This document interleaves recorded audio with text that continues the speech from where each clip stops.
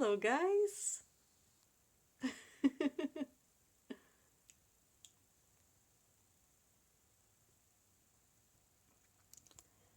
I have my orchids indoors in this kind of humidity trays. I have showed you in another video.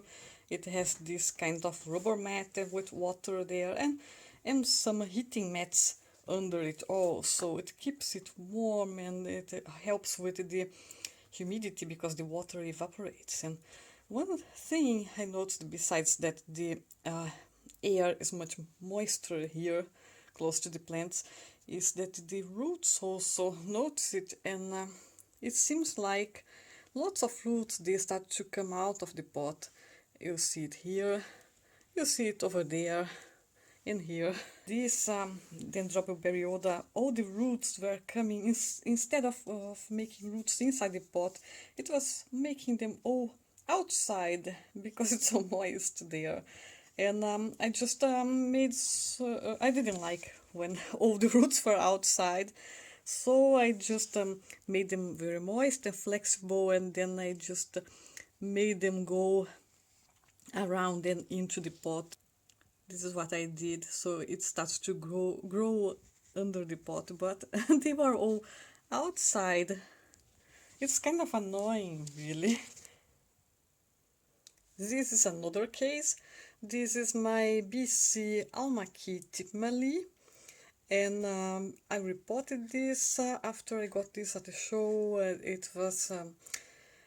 It had lots of snails. I had to report it soon, and it was the time of the year when this makes new roots. It was making new roots.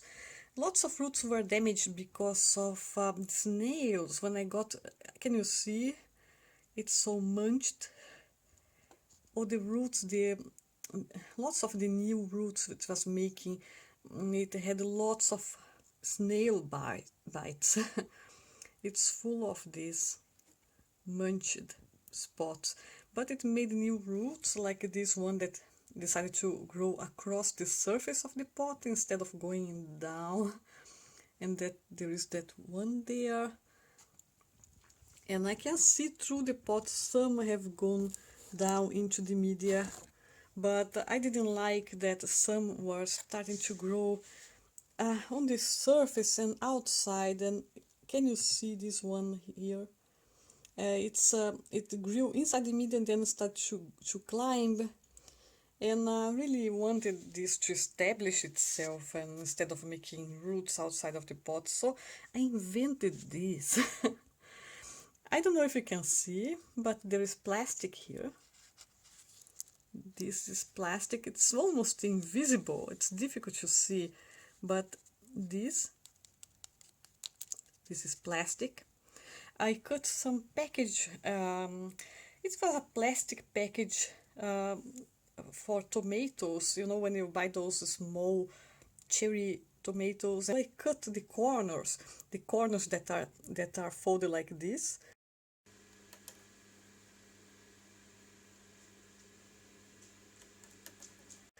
And I stuck it in such that part is inside the media, and then it makes this kind of border.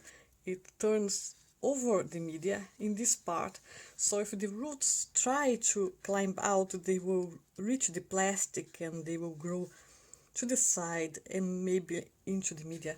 Here is another part. Maybe you can see the reflection. This is plastic. This works. I just put only in this critical part where the roots were growing and they wanted to climb out of the pot. So this is one thing that you can do if you have the same problem. Of course, if you have a greenhouse, this is not a problem, but if you are growing orchids indoors, you really want them to establish themselves into the media instead of climbing out. And because the humidity in the air here is nice, then they I don't know if they are lazy or what. They just try to enjoy the warm and wet air. But I really want them to go into the media, and this works. This is really like an L shaped, and I cut this the plastic and I stuck in there, so that root over there that is trying to go upwards. It meets the plastic and then it goes to the sides.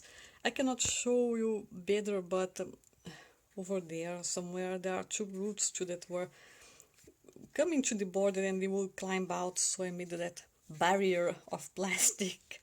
This is some sort of hard plastic. I washed it and I cut it such that it's not touching the pseudobulbs. Sometimes you have to go inventive.